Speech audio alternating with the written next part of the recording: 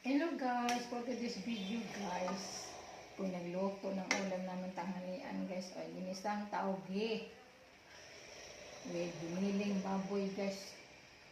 Ito na guys, ihalo ko na itong niritong kong tokwa.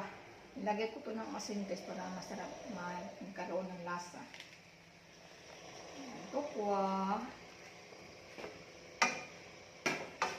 halo, bango-bango. Guys, lagyan natin guys ng sesame oil guys. Yun.